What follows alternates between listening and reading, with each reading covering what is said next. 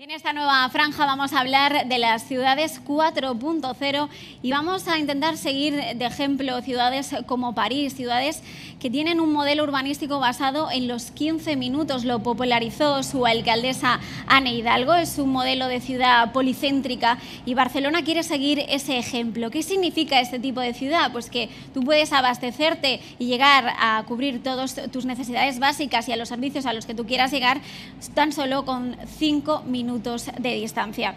¿De qué estamos hablando? Pues estamos hablando de 6 categorías: la de vivir, trabajar, abastecerse, descansar, cuidarse, incluso estudiar. Todas estas categorías están implícitas en estos 15 minutos que la ciudad de París pues pone de ejemplo en esta transformación del urbanismo. 15 minutos a pie o en bicicleta que los habitantes de la ciudad pues pueden cubrir, como decíamos, esas necesidades esenciales y que también tienen acceso al ocio o a la diversión dentro de ese perímetro. Es importante porque de esta manera se regresa a la vida local y se pone el foco también en la importancia del comercio de proximidad. Uno de los ponentes que hoy vamos a tener aquí ha comentado en distintas ocasiones, hablamos de Carlos Moreno, que es urbanista, de la importancia que es que por la mañana alguien te dé los buenos días. Decir buenos días es decir que alguien existe, que esa otra persona existe. De eso se trata, de la proximidad en los barrios, de la proximidad en tu día a día, en hacer sentir a las personas que tienes a tu alrededor también importantes, que existen. De este tema lo vamos a tratar con Xavi Güell. Él lleva con nosotros toda la semana hablando del programa de las ciudades 4.0. Xavi Güell de CBRE, va a estar contigo Alfonso Vegara, nuevamente presidente de la Fundación Metrópoli, y Carlos Moreno, como decíamos, urbanista, director de la cátedra de la Universidad de Sorbona y uno de los mayores expertos en ciudades inteligentes. Así que ante esta cuestión tan interesante os voy a dejar que habléis de esa transformación, de cómo Barcelona podría conseguir ser una ciudad policéntrica como París. Así que muchas gracias. Muy bien, Elizabeth, pues muchísimas gracias. Efectivamente, hoy iniciamos la tercera sesión de esta batería de sesiones que hemos tenido llamadas el programa de Barcelona 4.0, ¿no? Recordemos que el objetivo es tener una visión de futuro para Barcelona y sobre todo inspirándonos en las ciudades que lo están haciendo mejor. Hoy, como decíamos, hablaremos de París, pero antes dejadme ponernos un poquito en contexto y explicaros algo que hicimos el año pasado desde CBRE. En 2020, justo después de la pandemia, decidimos sacar una encuesta masiva a más de 32 compañías de 18 países en el mundo. Queríamos entender cómo había cambiado la mentalidad de las personas o poder adivinar hacia dónde íbamos después de lo que habíamos tenido que sufrir. Pues bien, hicimos muchas preguntas, pero hubo una que fue determinante, porque la respuesta que obtuvimos no la esperábamos. Era una pregunta aparentemente sencilla, y era cuál es el principal beneficio del teletrabajo, ¿no? Después de haber estado forzados todos a teletrabajar. Pues bien, pensábamos que sabíamos la respuesta, pensábamos que la respuesta sería, oye, pues el gran beneficio del teletrabajo es poder conciliar, tener más flexibilidad, poder estar con la familia, poder estar a salvo de contagiarse. Pues bien, la sorpresa fue que no fue ninguna de estas respuestas la que tuvo mayor consenso. La respuesta que tuvo mayor consenso fue que la mejor ventaja, la principal ventaja del teletrabajo es no tener commuting. El commuting, recordemos que es el tiempo que tardamos desde donde vivimos a donde trabajamos y de vuelta. Pues bien, fue una sorpresa para nosotros esta respuesta y quisimos profundizar mucho más allá. Lo que hicimos es seguir con estudios y lo que vimos es que esta respuesta fue la más potente porque tiene un impacto directo en la calidad de vida de las personas. De hecho, cuando termine el mes de octubre, los barceloneses habremos estado 2 jornadas laborales y media en un tren, en un autobús o en un coche para ir y volver de trabajar. Los madrileños habrán estado casi 4 jornadas laborables en un tren, coche o autobús para ir y volver a trabajar. Pero es que los londinenses habrán estado más de 6 días o más de 6 jornadas laborales metidas en un coche, en un tren o en un autobús. Aquí pasa algo, aquí hay algo que tenemos que solucionar como sociedad. Y fue precisamente el confinamiento lo que permitió al ser humano darse cuenta de las ventajas que tenía el levantarse cada mañana y no tener que coger un coche, un tren y un autobús y estar 1 hora de ida y 1 de vuelta para ir a trabajar. Pues bien, ese laboratorio de pruebas nos ha dado muchas pistas de hacia dónde van las ciudades y hacia dónde tienen que ir las empresas. Sabemos que las ciudades del futuro que van a liderar ese futuro serán las que atraigan talento, y para atraer talento tenemos que ser capaces de ofrecer calidad de vida. Pues bien, esto es algo que parece que París, una de las grandes urbes de la Europa continental, lo ha entendido. Y por eso París va a ser nuestra tercera ciudad en la que queremos inspirarnos y queremos aprender. Porque París ha abrazado de lleno lo que se llama la ciudad de los 15 minutos. La ciudad de los 15 minutos, por resumirlo muy rápido, es aquella ciudad que es capaz de ofrecer a sus ciudadanos todas sus necesidades básicas a menos de 15 minutos andando o en bicicleta. Sabemos que en el siglo XX, sobre todo a principios del siglo XX, las ciudades se crearon a la medida del coche. En una zona de la ciudad se ubicaban las viviendas, en la otra las oficinas y en los extrarradios los centros comerciales. Y parecía que no pasaba nada porque el coche solucionaba esas distancias. Lo que no sabíamos quizá es que eso lo que estaba es destruyendo nuestra calidad de vida y la calidad de nuestro planeta. Algo tenemos que hacer, y París lo ha entendido con el concepto de la ciudad de los 15 minutos. Y me atrevería a decir que Barcelona también. Pero por eso hoy hemos querido invitar aquí a dos invitados muy especiales que saben mucho de París, que saben mucho del concepto de los 15 minutos y que también conocen bien Barcelona. En primer lugar, dejadme presentaros a Alfonso Vegara. Él es presidente y fundador de Fundación Metrópoli. Él lleva más de 30 años asesorando a gobiernos en la reconfiguración de las ciudades. Ello le ha llevado a que, por ejemplo, Singapur le nombre cónsul general honorífico en Madrid. Él ha sido premiado 3 veces con el Premio Europeo de Urbanismo, que es el máximo galardón al que se aspira dentro de este ámbito. Y él también ha escrito el libro Superciudades, el territorio inteligente. La verdad es que es un placer tenerte de nuevo aquí, Alfonso, con nosotros, y poder también saber un poquito de tu gran conocimiento de París y de la ciudad de los 15 minutos en general. Muchas gracias. Y también tenemos a un invitado muy especial. Él es Carlos Moreno. Él es profesor asociado de la Universidad de la Sorbonne en París. Él también dirige la cátedra de Emprendeduría, Territorio e Innovación. Él ha sido galardonado con la Legión de Honor de la República Francesa. También fue galardonado con el máximo premio que otorga la Academia Francesa de Arquitectura. Él asesora a muchas personalidades a nivel internacional en cómo transformar las ciudades, y muy especialmente a Ana Hidalgo, alcaldesa de París y ahora ya candidata a las presidenciales de la República Francesa. Pero sobre todo Carlos es conocido por ser el padre de ese concepto de la ciudad de los 15 minutos. Sabemos, Carlos, que eres alguien muy requerido en muchas ciudades del mundo para que puedas explicar esto, y la verdad es que es un honor tenerte aquí hoy con nosotros y que puedas compartir con Alfonso y conmigo pues tu conocimiento, y que juntos podamos entender cómo se está aplicando esto en París y cómo podemos aplicarlo esto a Barcelona. Muy buenos días, Carlos. Buenos días, muchas gracias por la invitación. Bueno, pues empezamos la sesión, si os parece. Empezará Carlos explicándonos en 10 minutos este concepto que él ha creado para que lo podamos entender bien, y posteriormente entraremos en el debate entre Alfonso y Carlos para profundizar y ver cómo podemos aplicarlo a Barcelona. Así que, Carlos, cuando quieras te escuchamos. Muy bien, muchas gracias por esta invitación para este evento online. Saludos efectivamente desde París, donde me encuentro hoy. Y bueno, con mi amigo y cómplice Alfonso, es un placer de estar en línea igualmente, esperando que llegará el momento en que podamos abrazarnos y tomarnos una buena caña, porque esa es la vida de verdad, ¿no? El resto, bueno, nos contamos cosas. Sí, gracias por la presentación. En 10 minutos, vigilando el tiempo, estaría diciendo que la ciudad de los 15 minutos es un concepto que yo propuse por la primera vez, por lo que efectivamente se me considera el padre de este concepto hace muchos años, cuando hubo la Copa 21 en París. Vamos a la Copa 26 en pocas semanas, y esta Copa 21, como sabes, era una reunión de estados para definir un acuerdo que se firmó, el Acuerdo de París, muy estructurante, de neutralidad de carbono en 2050, y la alcaldesa de París, Ana Hidalgo, que era en ese momento la presidenta de la Red Mundial de Ciudades por el Clima, el C40, a la que pertenece Madrid igualmente, Barcelona, había convocado un evento paralelo que se llamó 1000 alcaldes por el clima, y cuyo objeto era el papel de las ciudades con respecto al clima, porque no podemos comprender el cambio climático y el impacto del antropoceno en el que vivimos hoy sin tener en cuenta que las ciudades son el más importante contribuyente en emisiones de CO2, y que dentro de las ciudades, estadísticamente, el principal contribuyente del CO2 es lo que se llamaba en ese momento el transporte. Hoy en día hablamos de movilidad.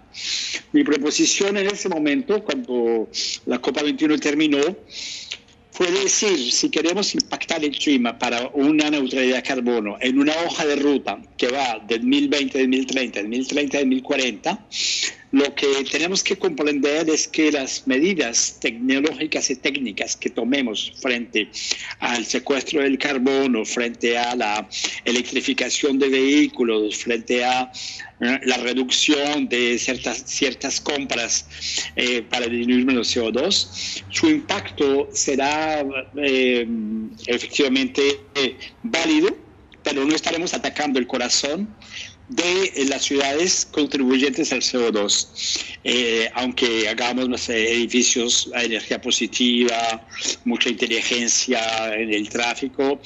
Por eso propuse en ese momento un nuevo modelo de organización urbana, basada en el hecho de que si lo que contribuye más al CO2 es la movilidad, nos interrogamos, y fue lo que hice con mi equipo de investigación, ¿por qué nos movemos tanto? Y llegué a la conclusión que la movilidad no solamente es una amenaza para el clima, sino una amenaza para la integralidad de la calidad social, basada en lo que acabas de decir, el long commuting, o sea, los grandes desplazamientos pendulares que se ejercen prácticamente en todas las ciudades del mundo, en el cual mínimo 1 hora en mañana y 1 hora en tarde se producen desplazamientos. Estadísticamente, para daros una cifra global, que es válida en París, que es válida en Shenzhen, donde estuvimos trabajando recientemente, y en Buenos Aires, tenemos que retener que la población en situación laboral activa, que se levanta por la mañana a ir a trabajar en la misma espacio de tiempo, entre, digamos, 6:30 y 9 de la mañana, estamos hablando del 70% de la población que utiliza un transporte pendular de masa o el carro individual, que es aún peor, por las cuestiones de salud, de diésel y partículas finas, para ir y concentrarse durante el día en menos de 10% del territorio útil. Y por la tarde, al final, esa pendularidad tiene su regreso. Entonces, estamos hablando de un modelo urbano que no es durable. Estamos hablando de un modelo que no solamente ataca las cuestiones de infraestructuras difíciles a seguir. En París tenemos la línea este-oeste de lo que llamamos el tren metropolitano y de la línea 1 del metro, que representa, para ir del este al oeste donde están concentrados los lugares de trabajo, la Défense, o en el norte, en Saint-Denis, estamos hablando de 1.300.000 personas que toman diariamente ese transporte a la ida y al regreso. No es posible, esto no es durable. Por eso, entonces, la propuesta que hice en ese momento fue la de proponer, basado en esta cuestión de la pendularidad como principal causa de la degradación de la calidad de vida, una nueva organización en la cual analicé qué es ser feliz en una ciudad, qué es ser un ciudadano satisfecho. Y, apasionado de ontologías, construí un modelo ontológico que ya había utilizado con éxito con la tecnología para mi startup de plataforma digital, que tuvo éxito, y desarrolló una ontología basada sobre el uso de la ciudad, siguiendo esta visión de un urbanismo orientado por los usos, diciendo la ciudad es lo que hacemos de ella, no las infraestructuras que posee. Bajo ese precepto hicimos un trabajo teórico y de campo, teórico profundizando, digamos, un siglo de urbanismo en diferentes partes del mundo y con los grandes pensadores, Jane Jacobs, Tom Angerden, el New Urbanismo, la Escuela de Geografía del Tiempo sueca, mis colegas franceses, François Hacher, y llegamos a la conclusión que hay 6 cosas fundamentales, 6 funciones sociales, urbanas y territoriales esenciales a satisfacer si queremos tener una calidad de vida. Vivir en situación correcta, trabajar sin pendularidad, acceder a mis compras en cercanías con circuitos cortos y compras de buena calidad, acceder a mi salud física y mental, acceder al alimento del espíritu, educación, cultura, y acceder al descanso en armonía con la biodiversidad, agua, naturaleza, aire puro, espacios verdes. Hemos llamado eso el modelo ontológico de la alta calidad de vida social, y la hemos descompuesto en una serie de árboles de conocimiento para aquellos que conocen las ontologías y la inteligencia artificial, para identificar en una territorialidad, en un mundo digital en el que se obtienen fácilmente informaciones, cómo ofrecer usos, servicios, multiplicidad de utilización de infraestructuras, intensificación de lo que existe y ofrecer una territorialidad policéntrica que llamamos de 15 minutos en zonas compactas, con acceso a esas 6 funciones en proximidad de manera bajo carbón, a pie o en bicicleta, y que hemos llamado igualmente el territorio de la media hora para el policentrismo urbano metropolitano, en el cual las metrópolis se tiene una dimensión de densidad que le llamamos descreciente, creo que se dice en castellano, o sea que parte de los hipercentros y luego va poco a poco disminuyendo hasta confundirse con la ruralidad. Entonces, nuestro concepto es doble, es los 15 minutos en proximidad de zonas compactas, los 30 minutos en territorialidad media y baja densidad. Estamos hablando de reequilibrar las ciudades y los territorios, porque finalmente vivimos desde hace 70 años de un urbanismo moderno con ciudades y territorios totalmente desequilibrados. En París tienes el trabajo al oeste y la vida de los ejecutivos al este, la clase trabajadora e inmigración el norte, la clase, la middle class, no sé cómo se dice, tal vez media y baja, está en el sur, los centros administrativos en el centro histórico, 3 o 4 lugares principales, y esto produce finalmente una ciudad desequilibrada, fragmentada, segmentada, arquitecturalmente, urbanísticamente, económicamente y socialmente.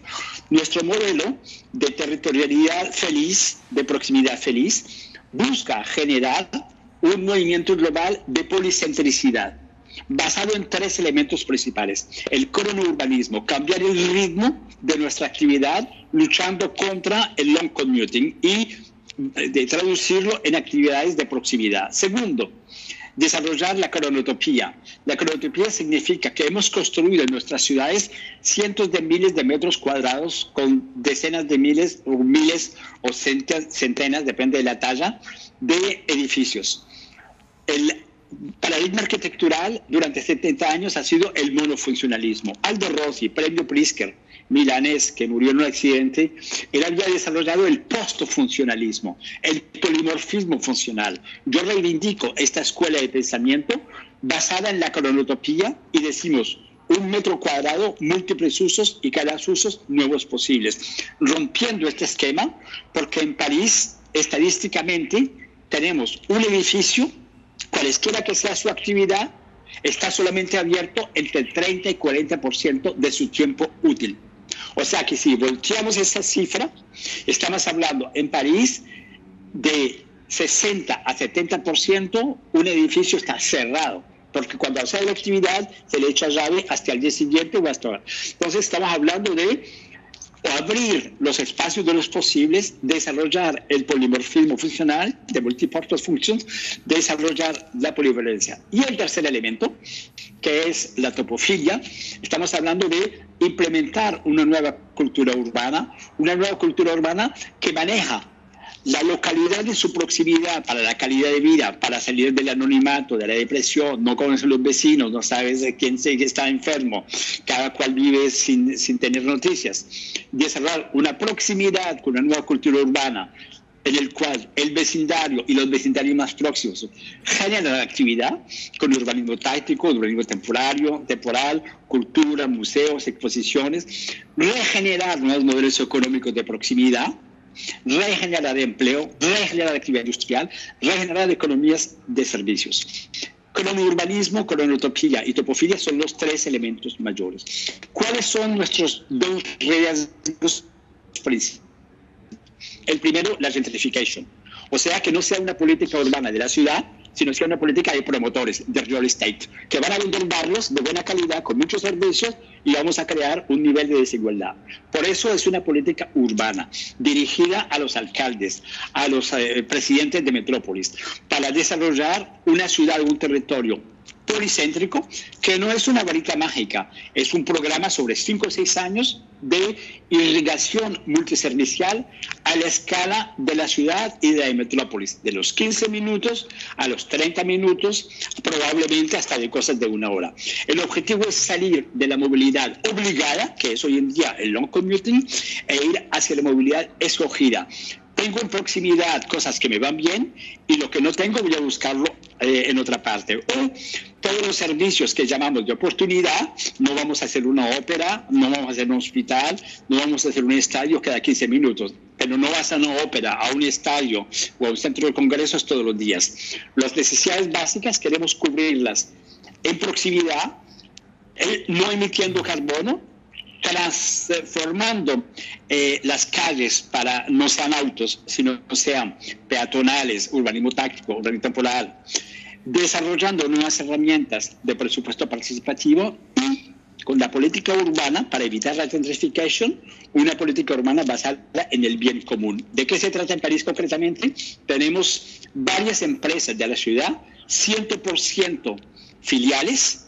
La primera, la Semaestra, compramos metros cuadrados en la ciudad, en todos los barrios, aún sea caro el metro cuadrado, y esos metros cuadrados los alquilamos para instalar comercios locales, actividad local, actividad de servicios, actividad artesanal, actividad de producción. Es muy importante porque eso nos garantiza un tejido de comercio local que vive pagando un arriendo en condiciones que no están en el mercado especulativo, y eso es el papel regulatorio del bien común. El social housing, tenemos 3 empresas de la ciudad, filiales, que compran metros cuadrados o que hacen deal de transformaciones para instalar social housing, personas de bajos recursos en diferentes lugares de la ciudad. La ley francesa obliga a los alcaldes a 20% de social housing en cada lugar. Pero muchos alcaldes prefieren pagar la multa y no tener la mezcla social. Nosotros queremos implementar este social housing y en este momento tenemos muchos lugares que se transforman, que antiguamente eran grandes almacenes que desaparecen, grandes lugares de correo que desaparecen, grandes cines que desaparecen, y todos los proyectos nuevos que hacen emergencia necesitamos que tengan el mix de usos sociales. Nosotros le damos la circularidad social: habitar, trabajar, abastecerse, la salud, educación y descansar, y lo mezclamos con igualmente la income revenues, y tenemos cosas que hemos hecho hace poco. Al frente del Louvre tenemos 80 familias de muy bajos en el corazón de París, al lado de un lugar que cuesta hoy en día tal vez 18.000 euros el metro cuadrado, y los hemos instalado allí. Entonces, el bien común con herramientas es indispensable. Carlos, perdóname, hemos pasado los 10 minutos, la verdad es que la exposición ha sido brillante. Yo creo que has esbozado muchos temas y muy interesantes en los que creo que deberíamos profundizar. Alfonso, ¿en qué te parece que empecemos?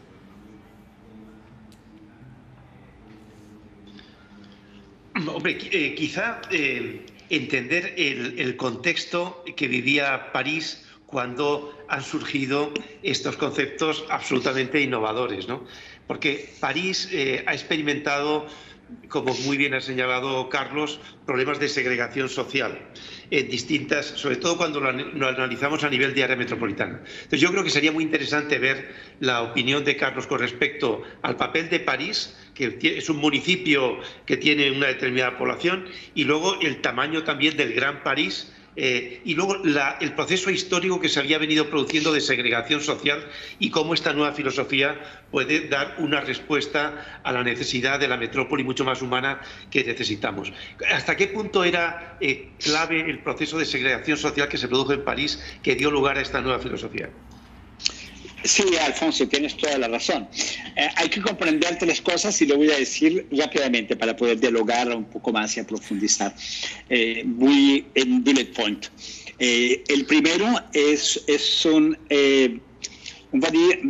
desequilibrio global, o sea, muchas cosas económicas de calidad se pasan al oeste, mucha gente vive al este, mucha dificultad de integración de inmigración en el norte y una clase social media-baja en el sur. Entonces, es una situación que viene desde que los planes de urbanismo dieron lugar a esos grandes centros como la Défense, como el Estadio de Francia, que produjo una transformación del norte.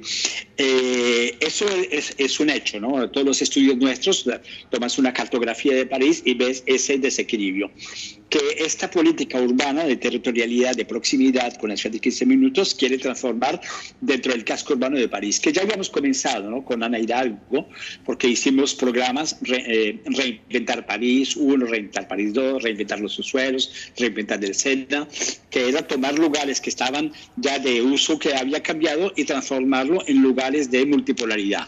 El objetivo nuestro es crear multipolaridades. Si creas multipolaridades, tu ciudad cambia completamente. Se vuelve a escala humana y creas una calidad de servicios que se refiere al conjunto de aquellos que habitan y les das esa calidad que estamos buscando. Sin multipolaridad, realmente el camino es el urbanismo actual, en el cual estamos penalizados por esos transportes que son costosos, inútiles y En segundo, la metrópolis de París, hay que comprender la dificultad nuestra en términos de organización política, porque nosotros tenemos el casco urbano de París, 102 kilómetros, 2.200.000 habitantes, rodeado por el periférico, y eso es París, de la cual Ana Hidalgo es alcalde de 2.200.000 personas. Estamos hablando de 30.000 personas por metro cuadrado, sexta densidad del mundo. Pero estamos rodeados del Gran París, en el que estamos inmergidos, y el Gran París son 4.5 millones más de habitantes, para completar 6.9, incluyendo París, y estamos hablando de 132 ciudades que tienen su alcalde, reagrupadas en 11 colectividades territoriales, que los llamamos establecimientos de gobierno. Entonces, la metrópoli del Gran París es una gran nube que federa 132 alcaldes, 10 gobernanzas locales, pero con prerrogativas que son no completas. Entonces, nuestro contexto metropolitano nos dificulta un poco que una política, por ejemplo, de territorialidad de 30 minutos se puede implementar a la escala de toda la territorialidad de la metrópolis de París, porque el proceso político es un poco más complicado, los equilibrios políticos son más complicados, la alcaldesa de París pertenece a una alianza socialista ecología, los otros son más difíciles. Entonces hay que comprender que la metropolización territorial ha sido un proceso más largo. Pero me siento muy contento porque estamos avanzando y hoy en día tenemos ya muchos proyectos de territorialidad de 30 minutos con diferentes entidades dentro del marco de esta metrópoli. Tenemos un elemento de transformación en París fundamental. 2024, los Juegos Olímpicos.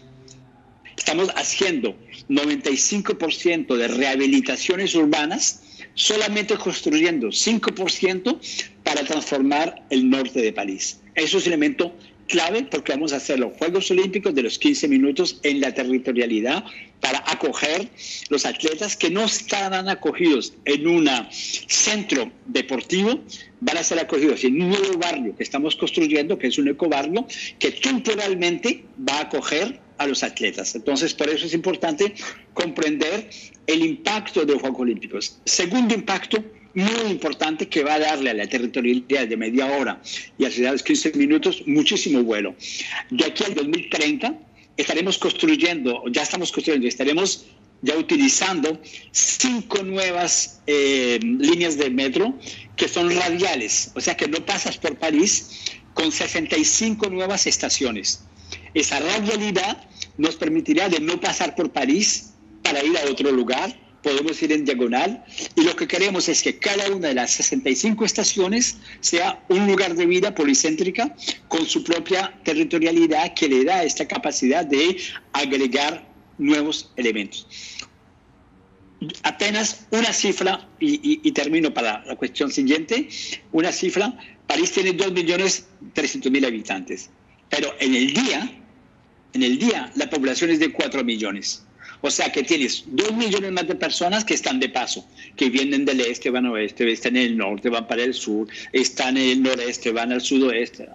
Qué buen dato, Necesitamos Carlos. Entonces desaturar el espacio público y desaturar las infraestructuras. Qué buen dato, Eso Carlos. es el objetivo del territorio de 15 minutos. Qué buen dato, Oye, Carlos, el hecho de que se doble la población durante el día. Es un dato, nos quedamos también con el dato. Y qué gran desafío tiene París con los Juegos Olímpicos y qué aparador perfecto para poder proyectar al mundo la ciudad de los 15 minutos. Alfonso, tenías más temas que profundizar, ¿verdad? Oye, me parece interesantísimo, sobre todo esta contextualización que has hecho de París, de su tamaño en relación con el Gran París, porque en Barcelona también, pues el municipio de Barcelona tiene una determinada población, quizá un poco menos que la de París, pero la ciudad digamos, la metrópoli de los 45 minutos, en el caso de Barcelona, en una isócrona de 45 minutos en vehículo o en transporte público, tenemos 4,5 millones de personas aproximadamente. Nos ha parecido enormemente interesante el tema de la multifuncionalidad. Esa multifuncionalidad que se podría hacer en tejidos ya construidos, por ejemplo, en tejidos residenciales, pero también supongo que eventualmente se podrían hacer también en tejidos industriales, que a veces es más fácil intervenir en tejidos industriales que intervenir en tejidos residenciales, por la fragmentación de la propiedad, etc. Dentro del área metropolitana de Barcelona hay una serie de corredores industriales que van a tener que tener una profunda renovación con la llegada de la cuarta revolución industrial. ¿Tenéis alguna experiencia en París de algunos espacios industriales que con esta filosofía se transforman en espacios mucho más híbridos, donde se mezcla residencia, puedas vivir, trabajar, divertirte y aprender en espacios industriales tradicionales? Sí, claro, muchísimos.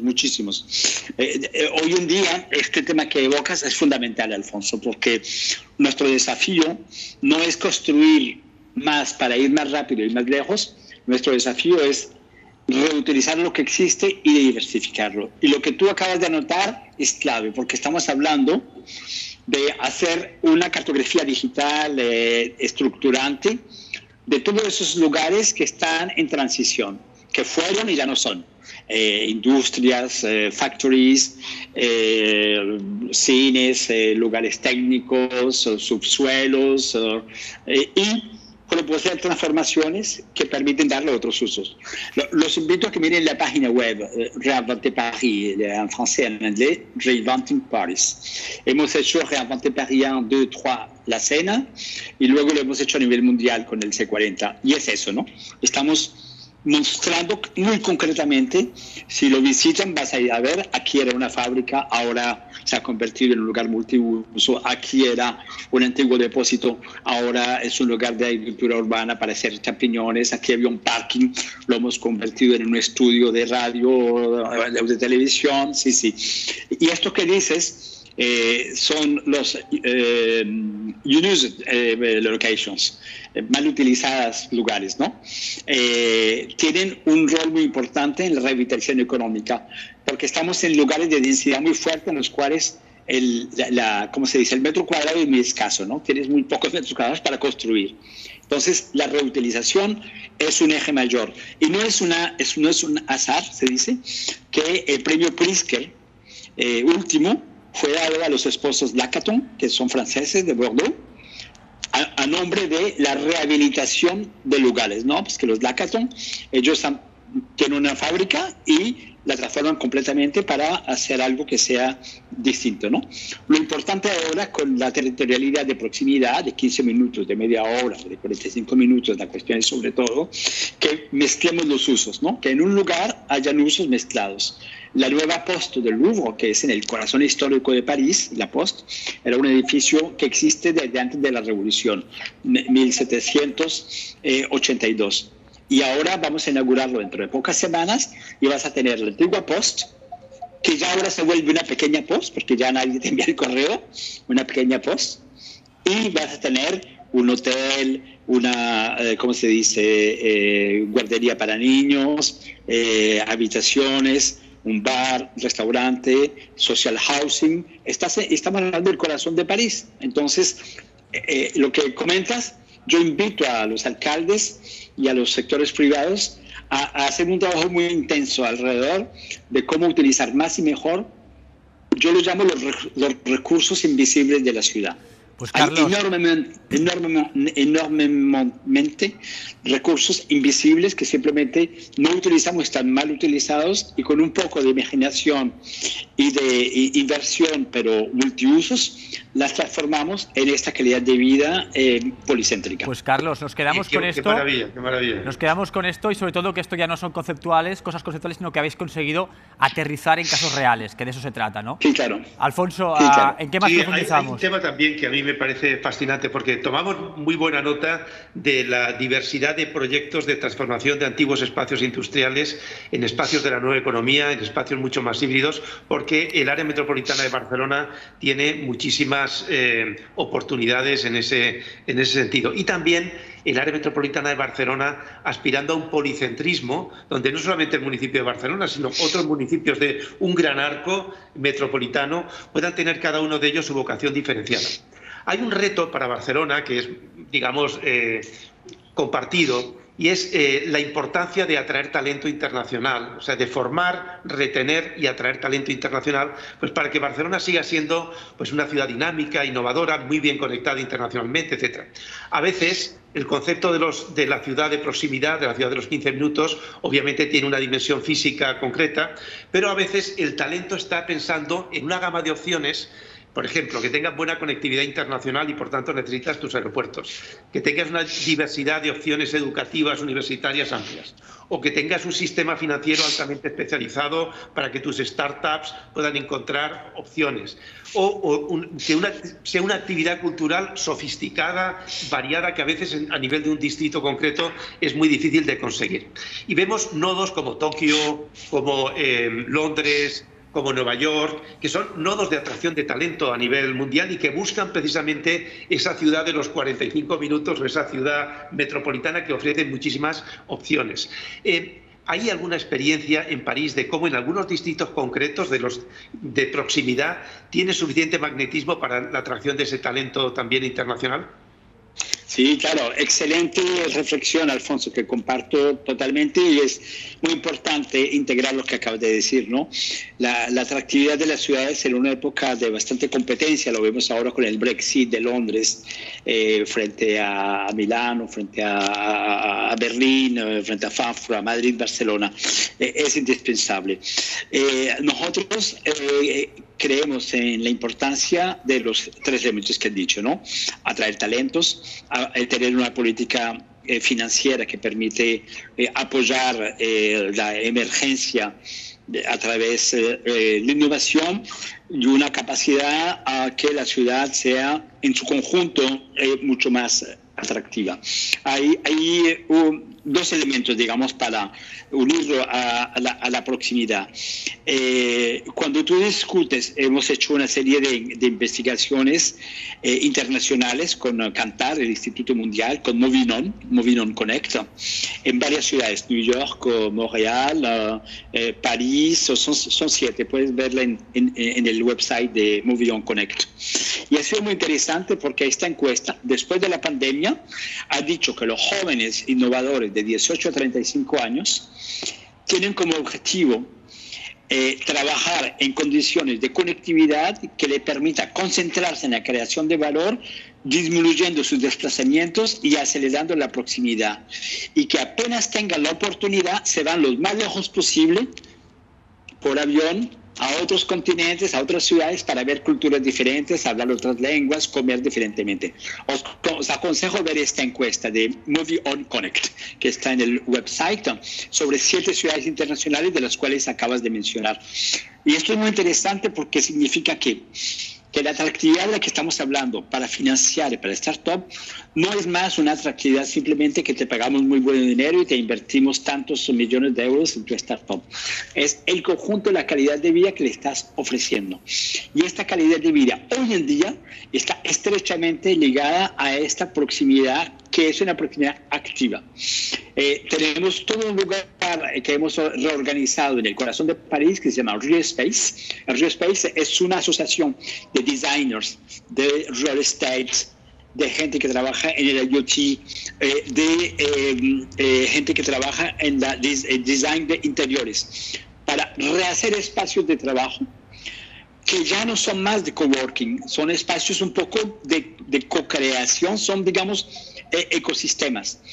Antes la gente venía a París y se iba para las universidades prestigiosas, que son en el sur, pero cuando tú vas a esas universidades estás solo.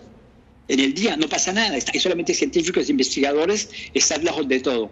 Necesitamos reintegrar ese mundo de innovación en el casco urbano, en su territorialidad, en la ciudad, porque son ellos los atractores que te permiten traer más y generar valor que es apreciado en otras partes del mundo. Qué bueno. No, muy interesante. Alguien comentaba frecuentemente que el talento no son los ricos de la sociedad. Es decir, estos jóvenes ingenieros, artistas, no son precisamente los ricos de la sociedad, quizás sean más bohemios, pero son la materia prima básica de la economía del futuro. Por eso ser capaces de crear estos entornos a un precio razonable, donde puedan tener una experiencia vital positiva y estar bien conectados, porque la conectividad, obviamente, tanto digital como la conectividad física a nivel internacional y a nivel de territorios metropolitanos, pues sigue siendo importante. Pues yo creo que estoy enormemente contento de haber podido compartir este espacio, porque muchos de los temas que estáis afrontando en el caso de París son muy oportunos para el momento de reflexión que tiene Barcelona, y la verdad es que quedamos con muy buenos mensajes de este tema. Pues, quizás Xavi quiera sugerir algún tema final en los minutos que nos quedan, pues sí, para poderlo abordar. Pues gracias, Alfonso. Sí, yo creo que nos quedan 3-4 minutos y me gustaría tener una visión rápida de cómo está Barcelona posicionada para poder aplicar en la medida de lo posible lo de la ciudad de los 15 minutos. O sea, ¿cuáles son nuestras características o estructura de ciudad que nos hace que esto lo podamos aplicar de manera más o menos fácil y más o menos rápida? ¿Qué opináis? Carlos, ¿conoces todo el movimiento de la supermanzana? Sí, bastante bien, conozco Salvador, sí. ¿Ves algún vínculo entre esta unidad más pequeñita, ¿no?, de las supermanzanas y esta ciudad de los 15 minutos? Bueno, sí, discutimos bastante con Salvador, nos encontramos en múltiples lugares del mundo virtual. Las superillas es un concepto que entra dentro de esta filosofía un poco distinto, ¿no? Porque las superillas es regular unas nuevas zonas de circulación distinta para ofrecer una tranquilidad al interior de esas zonas y favorecer, por lo tanto, actividades de servicios sin estar ligadas al tráfico y sin estar ligadas a la polución. Yo diría que es un subconjunto, como la ciudad de un minuto en Copenhague, de mi amigo Dan Hill. Dan ha desarrollado un concepto que es la ciudad de un minuto, que no es la superilla, sino es la supercalle. O sea, en un minuto, él dice, mi calle tiene que ser de la mejor onda posible. Y si todas las calles de un minuto son las mejores posible, todo el barrio lo será. Entonces, eso es un concepto interesante de Dan Hill. Igualmente, tenemos una relación muy, muy simpática. Nosotros, nuestro punto de vista, alrededor de los 15 minutos, como has podido ver, no es basado sobre las infraestructuras territoriales, es basado sobre los usos y servicios. Nuestro punto de partida es que la ciudad es lo que nosotros queremos que sea por los usos que proponemos. Si tienes un edificio y su uso es solamente trabajo, si tienes un edificio y su uso es solamente restaurantes o bar, bueno, estás como en un embudo con el uso. Nosotros queremos es un urbanismo por usos. Y dentro de los usos, la multiplicidad. Y en la multiplicidad hemos modelizado una ontología de 6 cosas fundamentales que están ligadas a la calidad de vida, que le llamamos la matriz de la alta calidad de vida social, por 3 indicadores: bienestar personal y familiar, bienestar social con los vecinos y con mis colegas de trabajo, y bienestar ecológico con el planeta y con la gente que no conozco. Y esa matriz la exploramos digitalmente, hemos construido un motor de inteligencia artificial que nos da una especie de visión realista de cómo tenemos nuestros servicios, para dónde están utilizadas las infraestructuras y podemos construir hipótesis de transformación temporales, 1 año, 5 años, 10 años, 20 años. Yo diría que lo importante de las ciudades 15 minutos del territorio de media hora es que no nos concentramos sobre el espacio, nos concentramos sobre el tiempo. Y en el marco del tiempo nos concentramos sobre cómo tener tiempo útil. Y esa es la clave de la calidad de vida. Maravilloso. Pues yo creo que Barcelona, en todo su litoral, desde, bueno, me refiero a la Barcelona metropolitana, ¿no? Imagínate desde Castelldefels, el aeropuerto, la zona franca, el puerto, en la zona del puerto urbano y la Rambla, hasta la zona del 22 Arroba, las Tres Chimeneas. La verdad es que es un programa maravilloso de renovación y de reinvención. Yo creo que tiene un potencial maravilloso que se puede inspirar muchísimo en esta filosofía de la ciudad de los 15 minutos. Xavi, no pues sé Alfonso, si quieres... muchísimas gracias. Yo creo que estamos fuera de tiempo. Me quedaría con 4 conceptos muy claros que habéis desbrozado excelentemente bien. Tenemos que ir hacia ciudades en que los barrios combinen un equilibrio de usos, que ya no son solo los barrios, sino los edificios no sean activos fijos de un solo uso, sino que tengan múltiples facetas. Me quedo también con el hecho de que esto es clave para atraer el talento, y también me quedo con el hecho que comentabas, Alfonso, que Barcelona tenemos los mimbres para poder generar una ciudad auténtica de los 15 minutos, para atraer talento, que al final es lo que queremos, porque es lo que va a determinar si lideraremos el futuro o no.